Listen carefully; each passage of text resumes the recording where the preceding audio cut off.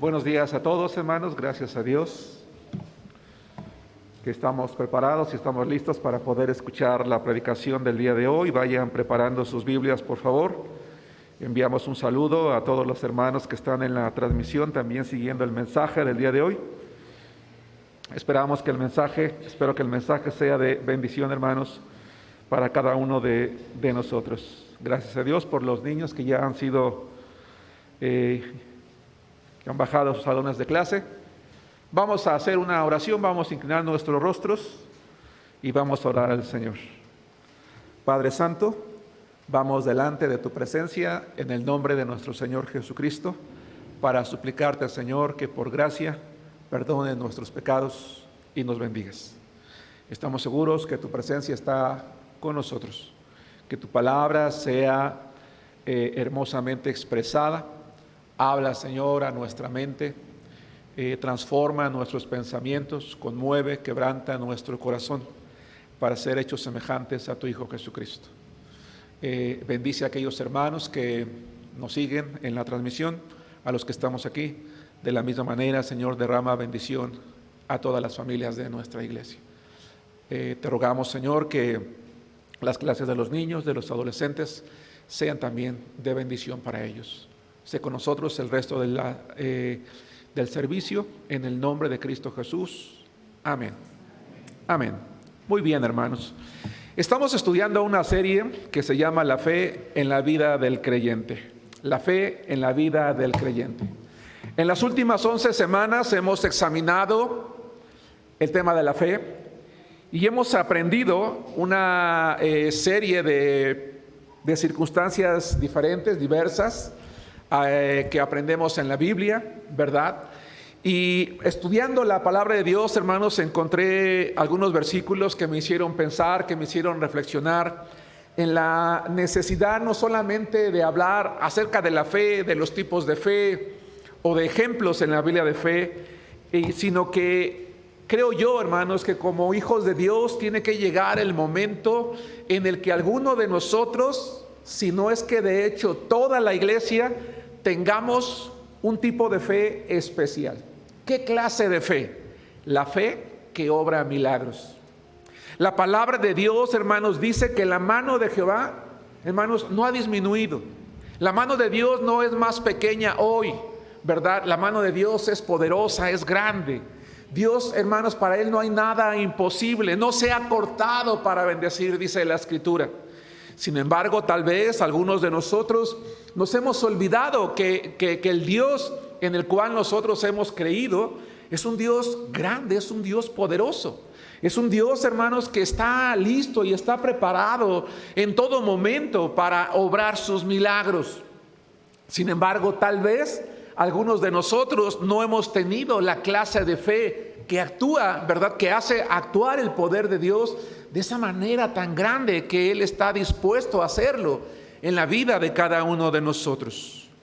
¿Cuáles son las características, hermanos, que debe de tener un creyente, una familia o una iglesia para tener una fe, hermanos, que obra milagros? Vamos a ver el día de hoy 3 características que no están fuera de nuestras posibilidades, que hemos escuchado quizás nosotros una y otra vez, pero que tal vez no hemos desarrollado a plenitud. Y de allí es que el reto el día de hoy, hermanos, para mí mismo, así como para cada uno de ustedes, hermanos que están presentes y los hermanos que están en la transmisión, es que tengamos una fe que obre milagros. ¿Cuál es la primera característica que me gustaría que nosotros analizáramos? La primera característica de una fe que obra milagros es la confianza plena. No sé si se alcance a ver bien, ojalá pudiera esta cortina cerrarla un poquito, a ver si eso nos ayuda un poquito a que se vea la imagen, ¿verdad? No sé si alguna vez hemos tenido la oportunidad, ya sea en la televisión o de asistir a algún lugar, hermanos, a donde las personas hacen este tipo de actividades, ¿verdad? Están colgadas de un trapecio, se llama, ¿verdad? Están balanceándose de un lugar a otro, ¿verdad? Y llega el momento en el que uno de ellos se suelta, ¿verdad? Están a una altura considerable, se sueltan giran a veces una vez, dos veces, para ser atrapado por la persona que está del otro lado. Y yo pregunto, ¿qué tipo de confianza debe de haber entre esas personas?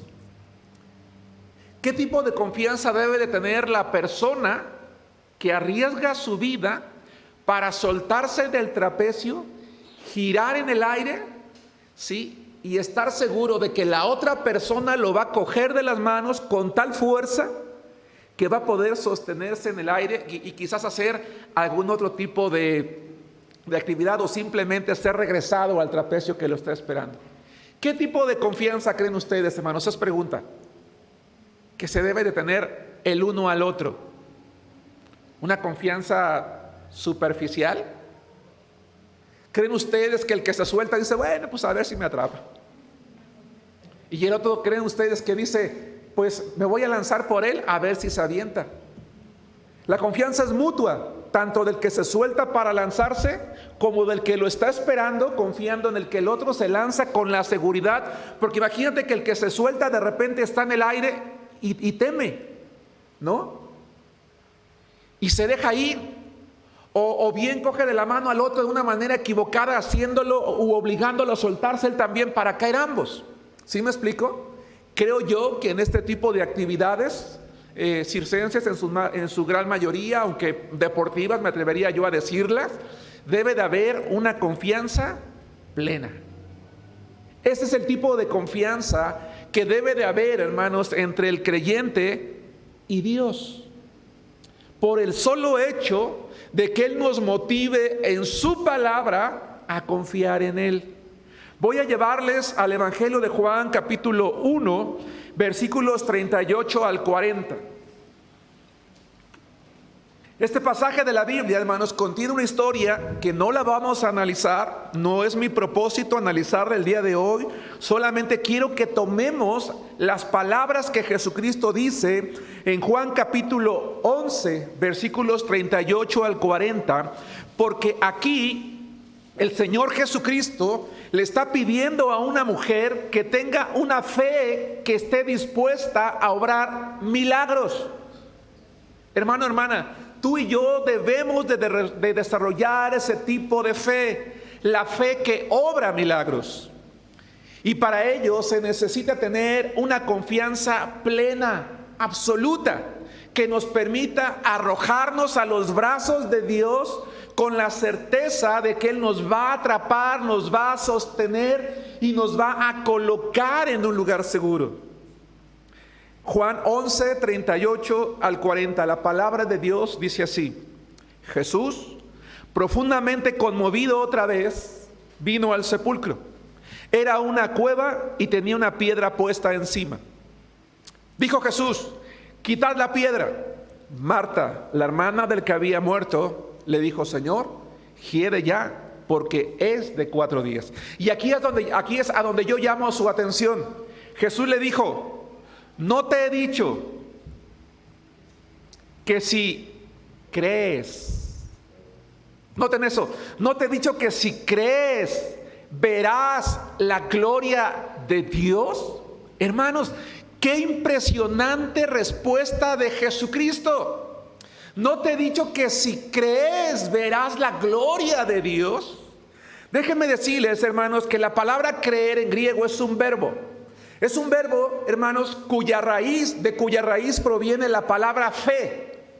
Así que cuando Jesucristo le está diciendo a Marta que crea, le está diciendo: no te he dicho que si tienes fe. Ahora bien, el verbo griego que se traduce como creer, de cuya raíz proviene la palabra fe, no solamente es una palabra que también se puede traducir como confianza, sino que describe, llamo su atención en esto, la palabra creer en griego es una palabra que describe a una persona que está persuadida, que está completamente convencida de algo, que ha permitido que en su vida Dios lo persuada y lo convenza a creer en Él de tal manera que está dispuesta a creer en todo lo que Dios dice. No sé si me explico, hermanos.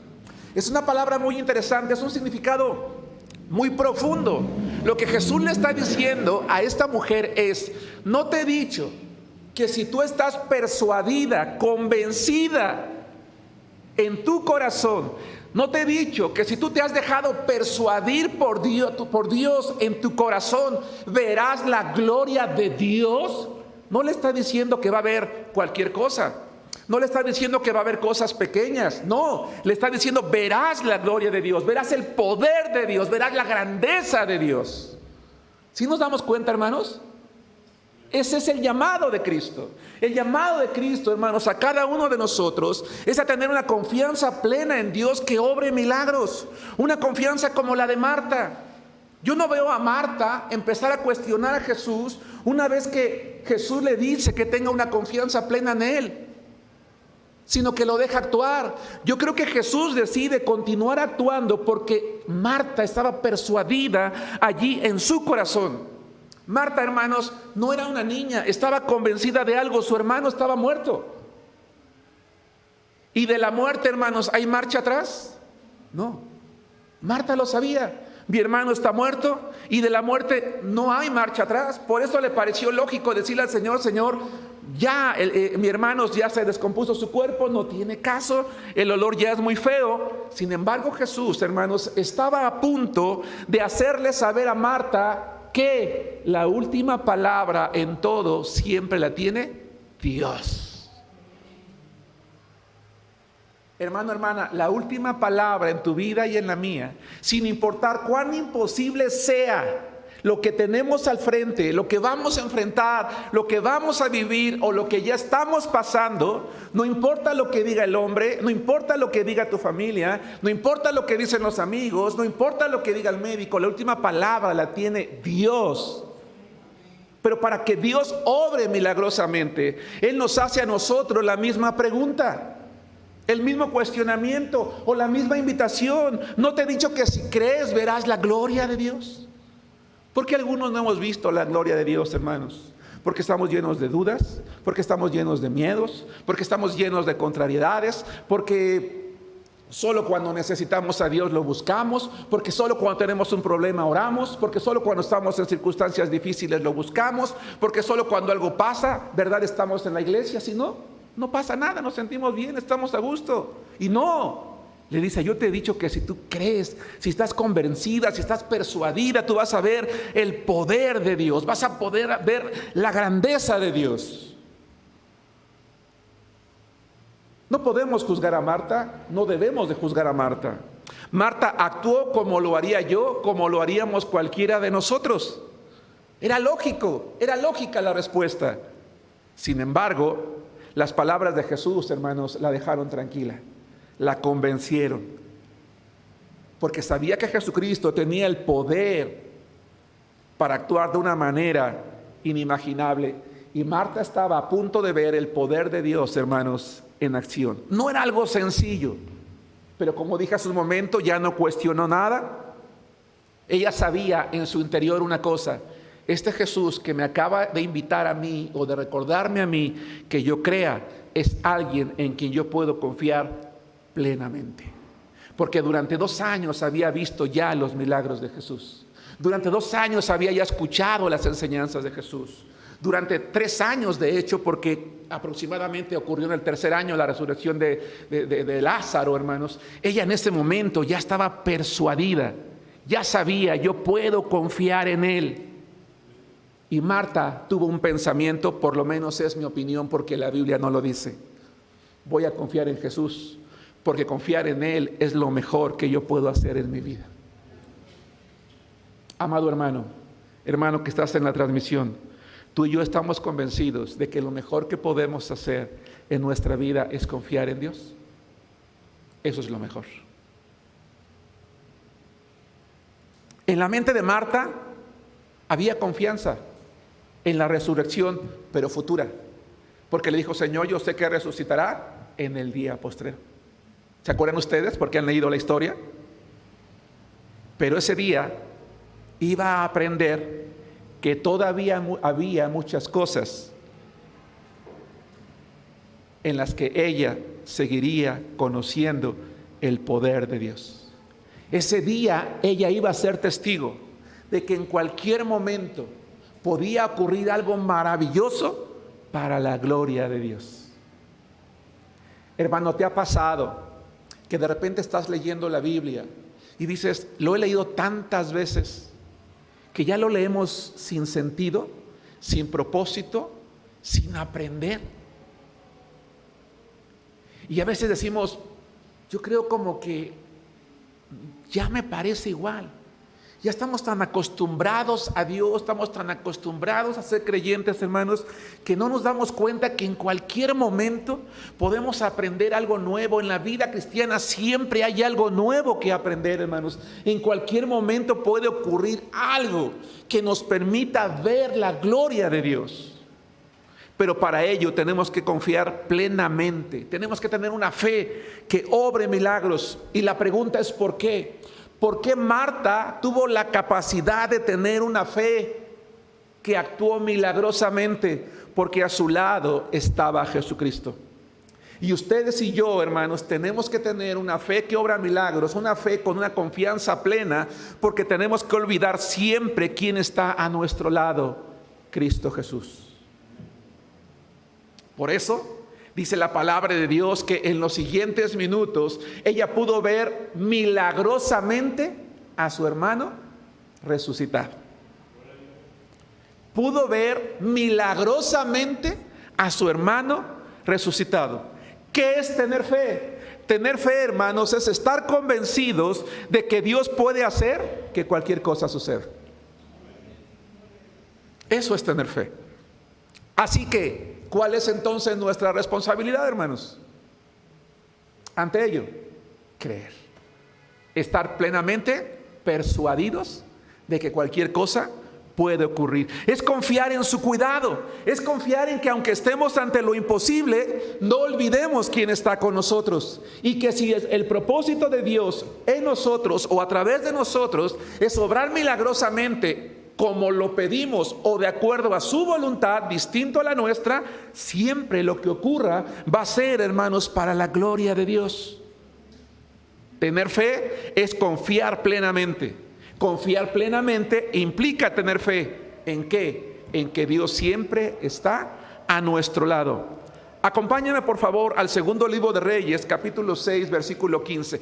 ¿Qué pasa si Dios está a nuestro lado? ¿Qué pasa, hermanos, si Cristo está a nuestro lado? Cuando Él está a nuestro lado, todo puede suceder. Todo puede suceder. Pero para ello debo de confiar plenamente. El segundo libro de Reyes, capítulo 6, versículos 17 y 18, nos cuenta la historia de Eliseo. Dice la Biblia que un ejército, el ejército sirio, había rodeado al pueblo de Israel. Era un ejército muy grande, los tenían rodeados. El profeta Eliseo está con su siervo y su siervo está espantado, está preocupado ante el ejército numeroso. Él dice, de esto no nos va a salvar nadie, estamos rodeados, el ejército enemigo es mucho, está preocupado. Y va con su señor el profeta y le dice lo siguiente en el segundo libro de Reyes, hermanos, capítulo 6, versículos 15 al 18. Dice la palabra de Dios: y se levantó de mañana y salió el que servía al varón de Dios. Y he aquí el ejército que tenía sitiada la ciudad con gente de a caballo y carros. Entonces su criado le dijo, Señor mío, ¿qué haremos? Él le dijo, no tengas miedo. No tengas miedo, porque más son los que están con nosotros que los que están con ellos. Permítame hacer un paréntesis. Y quiero pensar como hubiera pensado el siervo. ¿Y dónde están? Porque yo no los veo. Permíteme, Señor, entonces seguir teniendo miedo. Y yo te pregunto, ¿qué vamos a hacer nosotros? Quizás Eliseo, como profeta, pudo percibir un poco de duda en el rostro de su siervo, y entonces hizo una oración a Dios. Y lloró Eliseo y dijo, te ruego, oh Jehová, que abra sus ojos para que vea. Entonces Jehová abrió los ojos del criado y miró, y he aquí que el monte estaba lleno de gente de a caballo y de carros de fuego alrededor de Eliseo. Los ángeles, hermanos, estaban allí a su lado. La presencia de Dios estaba cuidando a su pueblo. Y aunque el enemigo era poderoso, el que iba a luchar, hermanos, era Dios. Y la victoria no iba a depender del ejército israelita, sino de quién estaba con ellos, Dios. Y luego dice el versículo 18 que los sirios descendieron a él. Y luego que los sirios descendieron a él, oró Eliseo a Jehová y dijo: te ruego que hieras con ceguera a esta gente. Y lo siguió con ceguera conforme a la petición de Eliseo. Hermanos, ¿cómo era la confianza de Eliseo hacia Jehová? Como la de estos trapecistas. Plena. Él sabía que Dios estaba con ellos. Él sabía que estaba con ellos. Su siervo había estado a su lado mucho tiempo, pero no había desarrollado la misma fe. Por eso tenía temor. Y sin embargo, en un acto de misericordia, el profeta le dice a Dios: Señor, abre sus ojos para que se dé cuenta que nosotros no estamos solos. Hermano, hermana, que Dios nos abra los ojos para darnos cuenta que tú y yo tampoco estamos solos. Porque con nosotros está el Espíritu de Dios, el Espíritu de Cristo. Somos sus hijos. Y ese Jesús que le dijo a Marta: no te he dicho que si crees verás la gloria de Dios, es el Señor que está con nosotros. Ese Jehová al que oró Eliseo, ¿verdad?, para que su siervo abriera los ojos y se diera cuenta que los ángeles estaban con él, es el Dios en el que nosotros hemos creído. Nuestra responsabilidad es creer. Aquel día, hermanos, Marta pudo ver milagrosamente a su hermano resucitado, y aquel día Eliseo pudo ver la salvación milagrosa de su pueblo. Eliseo fue un profeta que confiaba plenamente en que Jehová, hermanos, estaba con ellos. Así que, hermano, hermana, no importa lo que estés enfrentando, recuerda quién está contigo: el Señor. Y que la última palabra, ¿quién la tiene, hermanos? Dios. Y que si crees que ya lo sabes todo de Él, aún no sabes nada. Porque siempre hay algo nuevo que aprender.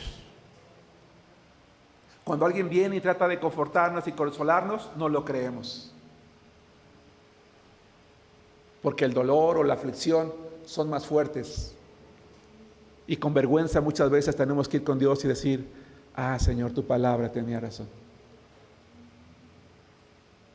Tendremos que orar, hermanos, para que Dios abra los ojos de nuestra iglesia y nos demos cuenta: ¿quién está con nosotros? Él está con nosotros. Tengamos confianza plena. 2. ¿Qué se requiere, hermanos, para tener una fe que obra milagros? No solamente confianza plena, se requiere también esperanza firme. Acompáñenme al libro de los Romanos, epístola de Pablo a los Romanos, capítulo 4, versículos 18 al 21, de donde vamos a extraer 7 cosas, ¿sí?, que encontramos en la vida de un hombre llamado Abraham. Hermano, ¿cómo está tu fe el día de hoy? ¿Es tu fe y la mía una fe persuadida, convencida de que en virtud de que Dios está con nosotros puede obrar milagrosamente en nuestra vida? ¿Hace cuánto, hermano, que tú y yo no vemos un milagro? ¿Hace cuánto que nuestra iglesia no ve un milagro? Y si tú dices hace mucho tiempo, entonces el problema no es de Dios, es mío. Es de nosotros. Porque Él está listo para obrar milagros donde hay personas que creen en Él. Amén, hermanos. Amén. Así es. Yo creo que en nuestra iglesia tenemos hermanos que tienen ese tipo de fe. Aquellos que nos hemos rezagado, necesitamos avanzar y ir adelante para poder ver esos milagros de Dios. Pero se requiere también esperanza firme. Dice la palabra del Señor, la palabra de Dios en Romanos capítulo 4, versículos 18 al 22, hablando de un hombre llamado Abraham. Él creyó, y ya desde aquí miren, en esperanza contra esperanza. Y de allí el título del punto 2. Él creyó en esperanza contra esperanza, para llegar a ser padre de muchas gentes, conforme a lo que le había dicho, así será tu descendencia. Y no se debilitó en la fe al considerar su cuerpo, que estaba ya como muerto, siendo de casi 100 años, o la esterilidad de la matriz de Sara. Tampoco dudó por incredulidad de la promesa de Dios, sino que se fortaleció en fe, dando gloria a Dios, plenamente convencido de que era también poderoso para hacer todo lo que había prometido, por lo cual también su fe le fue contada por justicia. Con Abraham, hermanos, podemos darnos cuenta que una persona que pone su esperanza en Dios tiene 7 cualidades. 1, no deja de esperar un milagro. Un cristiano que tiene una esperanza firme en Dios no deja de esperar un milagro, porque dice el versículo 18 que él creyó en esperanza, ¿qué dice? Contra esperanza. Ayúdame a interpretar este verso. ¿Qué significa eso de esperanza contra esperanza? ¿Qué quiso decir Pablo cuando dice que Abraham creyó en esperanza contra esperanza?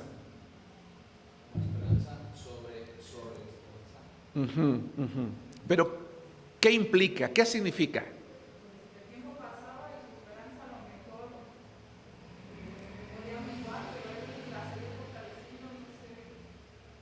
En esperanza contra esperanza.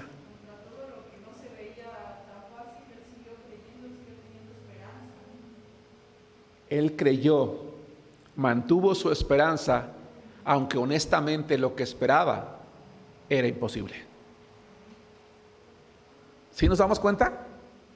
Dijo, yo no sé cómo le va a hacer Dios, pero yo no voy a dejar de esperar en Él. Yo no sé cómo va a ocurrir, no sé cómo le va a hacer, no sé cómo va a pasar, pero esto que es imposible para mí, no me va a robar la tranquilidad, no me va a quitar el sueño, no me va a hacer, aunque lo voy a mencionar más al rato, dudar de Él. Y por imposible que parezca, dijo, que parezca, dice Abraham, yo voy a tener mi esperanza en Él. Hay un dicho coloquial que dice que lo último que debería de morir en el corazón de una persona, ¿qué es? ¿Por qué? Porque cuando la esperanza muere, ¿qué pasa? Todo está terminado. Todo está acabado. 2, una persona, un creyente que tiene una esperanza firme, no solamente no deja de esperar un milagro, sino que no se debilita. Dice el versículo 19, y no se debilitó en la fe. No se debilitó en la fe. Y es que muchas veces decimos, bueno, pues es que ya como que ya no sé si seguir confiando en Dios, como que ya no sé, porque mira, y empezamos a mirar y empezamos a cuestionar. No, dice, él no se debilitó en la fe, al contrario, buscó la manera de hacerse más fuerte. 3, no se desanima a pesar de las circunstancias, porque dice que no se debilitó su fe al considerar su cuerpo. Hermanos, ¿un hombre de 100 años puede procrear hijos? Ya es difícil. ¿Qué expectativa, hermano Salomón, tú como médico, darías a un varón de 100 años para poder tener espermas que pudieran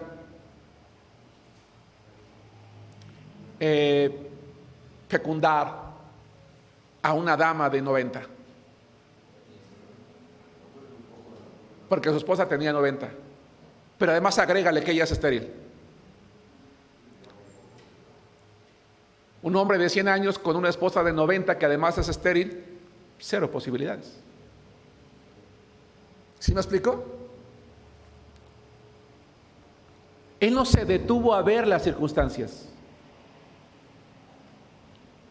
Hay un canto que dice: no miro las circunstancias, no, miro tu amor, tu grande amor.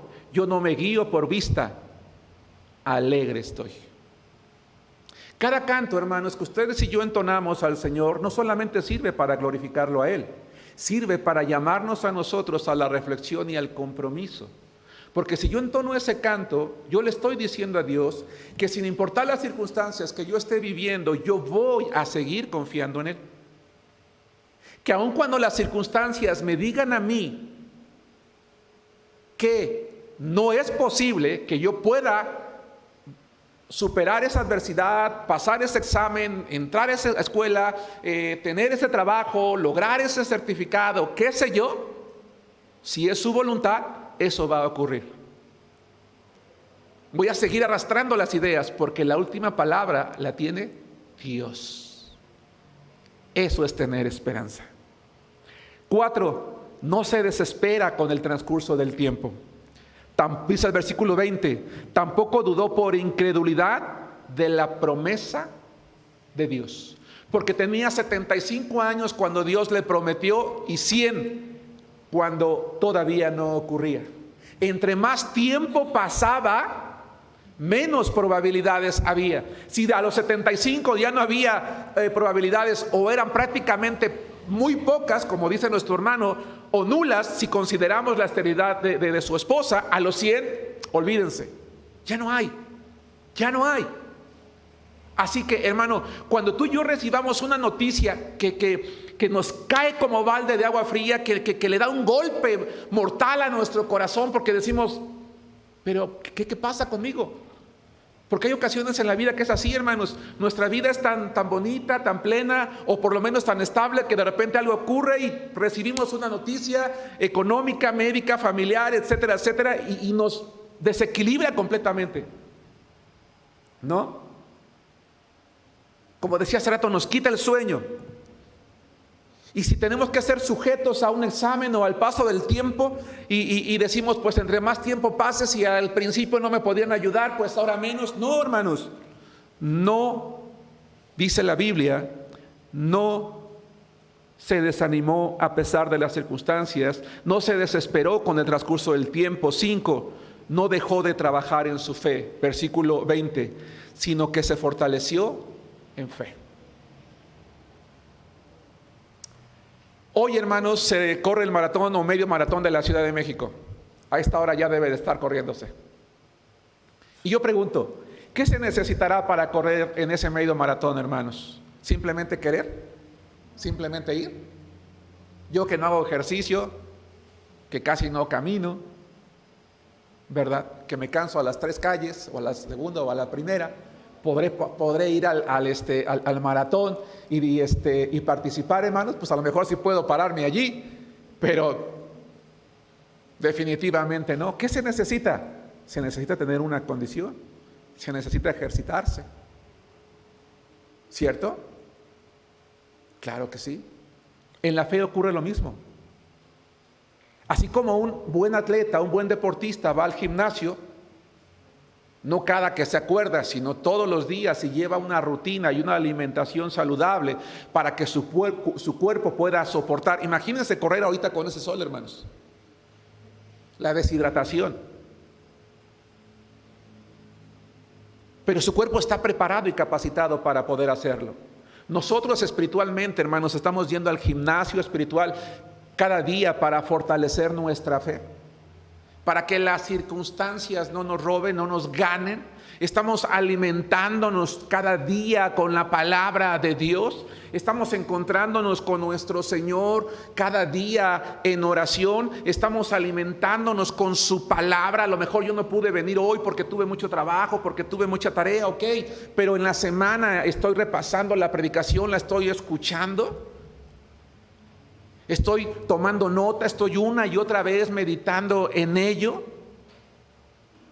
Estoy trabajando en eso que me va a sostener. Dice la palabra de Dios que el justo por su fe vivirá. Que va a haber un momento en la vida en la que lo único que nos va a mantener de pie es la fe. Porque las circunstancias nos van a estar golpeando para destruirnos. Pero Él se fortaleció. 6. no deja de glorificar a Dios, versículo 20, porque dice, dando gloria a Dios, dice, sino que se fortaleció en fe, dando gloria a Dios. ¡Qué hermoso! Porque decimos, hermano, ¿por qué no cantas? No, hermano, pues es casi como estoy, ni ganas me dan de cantar.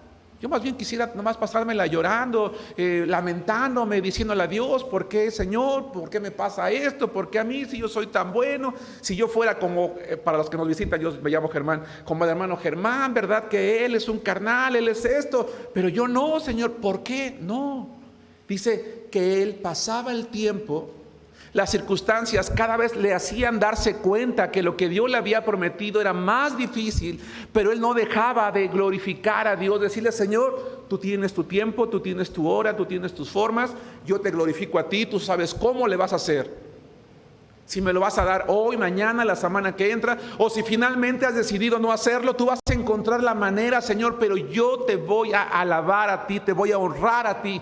Tú eres digno de que yo te sirva, te alabe, te honre, te glorifique y te dé el honor de cualquier manera, de cualquier forma.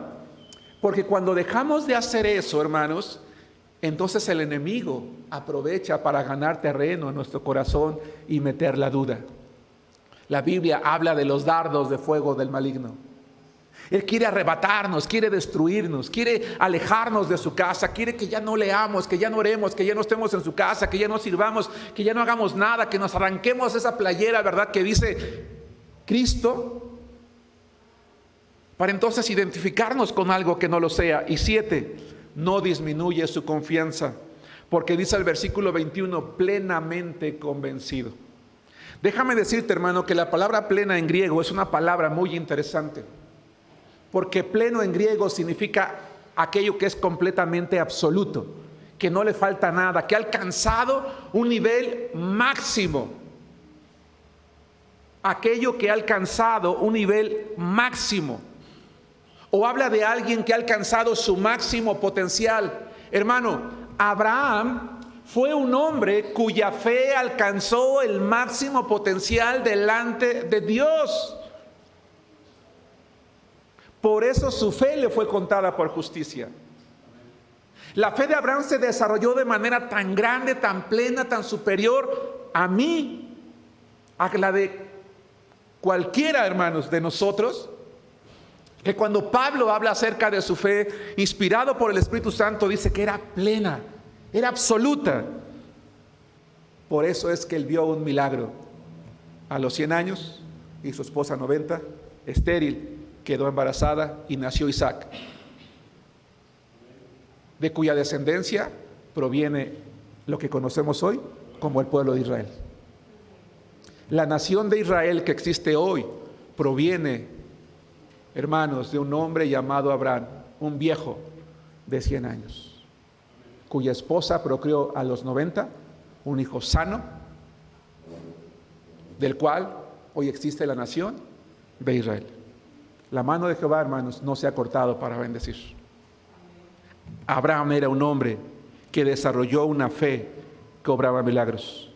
Nada lo detuvo en su crecimiento espiritual. Su fe fue tan prominente, fue tan grande, tan plena, que hoy es considerado el padre de todos aquellos que tenemos fe. Qué maravilloso sería que el día de mañana, hermano, hermana, tú y yo tuviéramos una fe tan grande y tan plena como la de Abraham, que algún día fuese imitada por alguien más, hermanos, en nuestra vida. Y 3, la fe que obra milagros. La fe que obra milagros, hermanos, no solamente requiere confianza plena, no solamente requiere esperanza firme, sino que también requiere, hermanos, acción inmediata.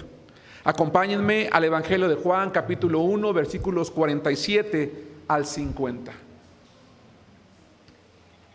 Evangelio de Juan, capítulo 1, versículos 47 al 50. Requiere acción inmediata.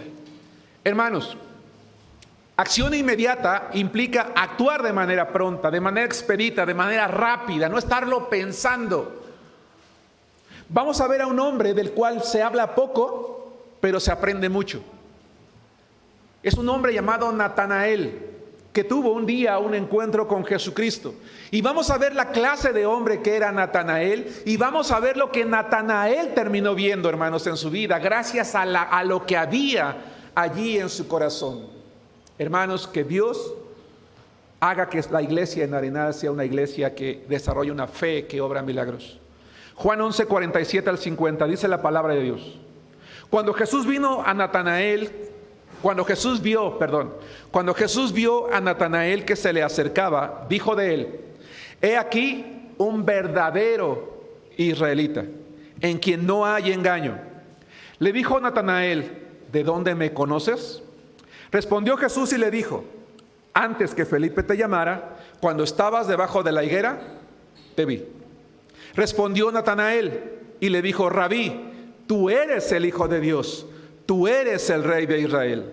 Respondió Jesús y le dijo: porque te dije, te vi debajo de la higuera, ¿crees? Cosas mayores que estas verás. Hermanos, Natanael en la Biblia también es conocido como Bartolomé.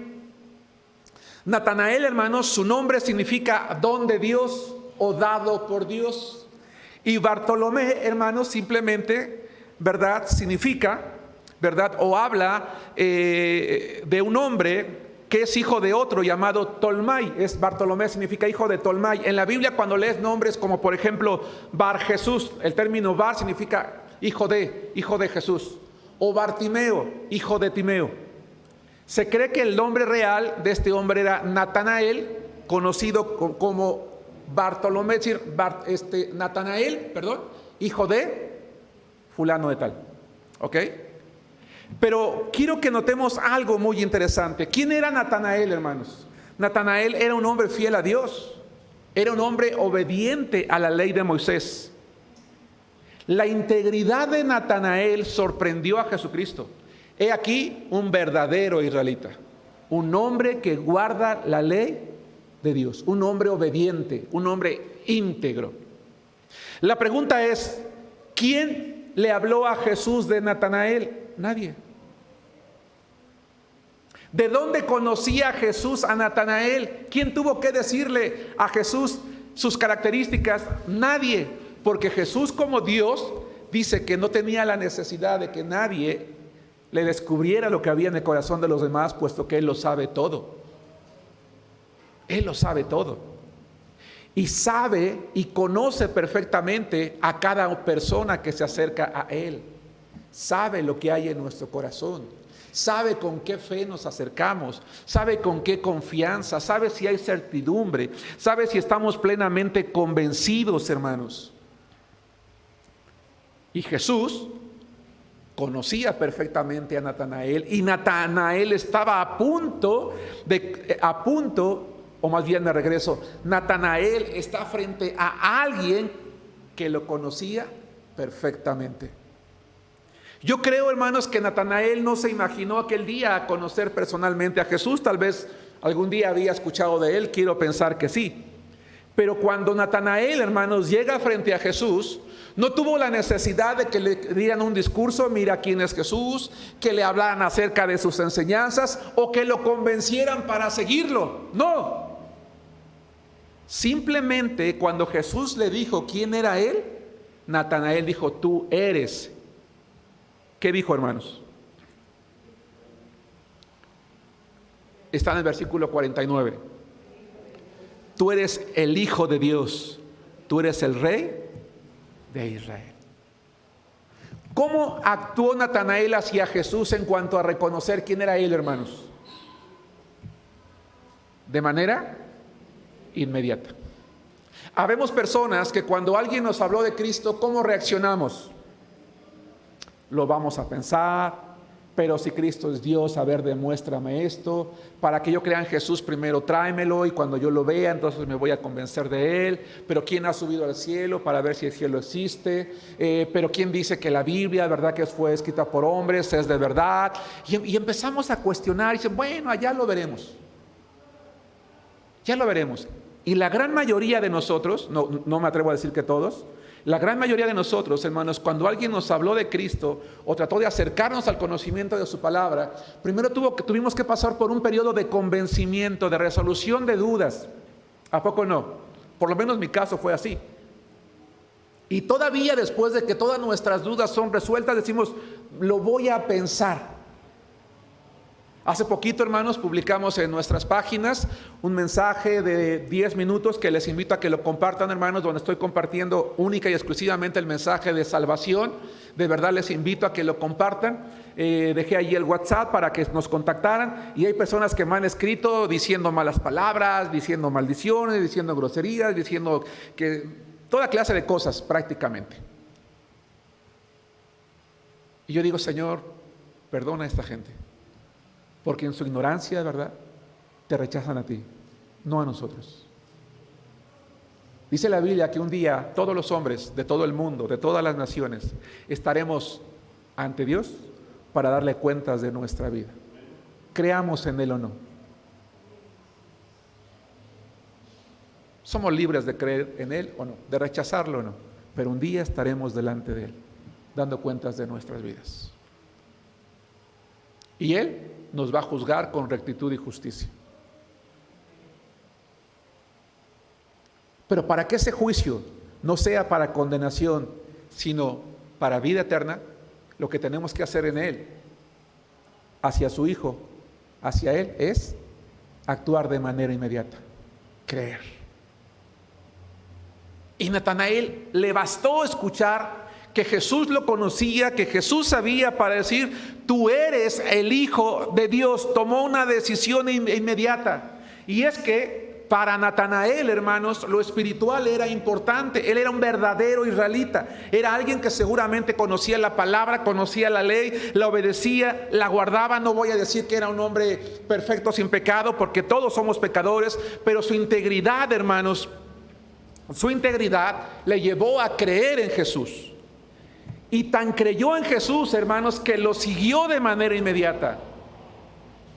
Y tan lo siguió de manera inmediata que un día llegó a ser un apóstol de Jesucristo. Acompáñenme, estoy por terminar, a Mateo capítulo 10, versículo 3, por favor. Mateo capítulo 10, versículo 3. Hermano, hermana, tomemos acciones inmediatas. Hoy es el día para decidir consagrarnos a Cristo y seguirlo de manera cotidiana, diaria, plena, contundente. Hoy es el día para que tú y yo digamos, Señor, a partir de hoy no voy a volver a dudar de ti, me voy a arrojar con seguridad plena y confianza. Perdóname porque en otras ocasiones he visto las circunstancias, porque no he fortalecido mi fe, pero a partir de hoy, Señor, yo quiero persuadirme a mí mismo, dejarme persuadir por ti, de que en virtud de que tú estás conmigo, yo voy a poder ver tus milagros. Y no importa que pase el tiempo, no me voy a desesperar, porque yo creo en ti. Dice Mateo 10:3, en el contexto, no lo lean todo, únicamente este verso, está eligiendo a sus discípulos, los está nombrando, ya nombró a algunos, está nombrándolos en el versículo 3, dice Felipe, y luego dice Bartolomé. Allí está. Pero hay algo interesante, hermanos. Vamos a regresar al pasaje de Juan capítulo 1, versículo 50, y vamos a leerlo de nuevo. ¿Qué le promete Jesús a Natanael, hermanos, en Juan capítulo 1, versículo 50? Dice la palabra de Dios. Respondió Jesús y le dijo, porque te dije, te vi debajo de la higuera, ¿tuviste fe? ¿Creíste? ¿Qué le promete? Cosas mayores que estas verás. Pregunto, ¿Natanael realmente vio cosas mayores que esas? Por ejemplo, él es llamado como apóstol. El primer milagro de Jesús, la conversión del agua en vino. La resurrección del hijo de la viuda de Naín. Quizás el ver que aquel ciego Bartimeo recobró la vista. Vio a Jesús resucitado, lo vio subir al cielo glorificado, y toda una serie de milagros solamente por creer. Hermano, ¿te has puesto a pensar que si tú y yo tomásemos la decisión inmediata de creer en Dios de manera tan natural como Natanael, Él podría decirnos también, en virtud de que tú creíste y tuviste fe inmediata, verás cosas mayores que estas. Yo empecé la predicación preguntando, ¿a quién de nosotros no nos gustaría ver los milagros de Dios? No me voy a atrever a decir levanten su mano, yo creo que todos la levantaríamos. Pero ¿tenemos la fe que obra milagros? Dios nos respondería a nosotros hoy, en virtud de que has creído en mí de manera tan inmediata, de que has reaccionado, de que tú eres una persona que no estás viendo quién más lo está haciendo. Es que si el hermano, ¿por qué los otros hermanos no se consagran? ¿Por qué ellos no hacen? ¿Por qué ellos no dicen? No, hazlo tú. Hagámoslo nosotros. Dejemos de mirar a los demás, de justificarnos con los demás. Yo me imagino, hermanos, y tal vez es una tontería lo que voy a decir, ¿verdad? Pero creo que no hay pecado en ello. En el cielo con Dios, ¿verdad? Una fila que diga entrar al cielo de los que creyeron de manera inmediata. Es más, permítame ponerlo así, entrar al cielo de los que confiaban plenamente en Dios, de los que se consagraron en Él. Y me imagino una fila muy pequeña, y acá los que tuvieron muchas excusas para no hacerlos, y yo ahí formado en una larga fila. Porque excusas nos sobran, hermanos. Seamos como Natanael, para que el Señor nos diga cosas mayores que estas, verás. Hermanos amados, esforcémonos en la fe. Una fe que haga de nuestra iglesia una iglesia que deja admirado a Jesús y que diga, he aquí, de Natanael dijo, he aquí un verdadero israelita. Que Dios diga de Arenal, he aquí una verdadera iglesia que cree en mí, que se somete a mi palabra. Que Dios los bendiga, hermanos.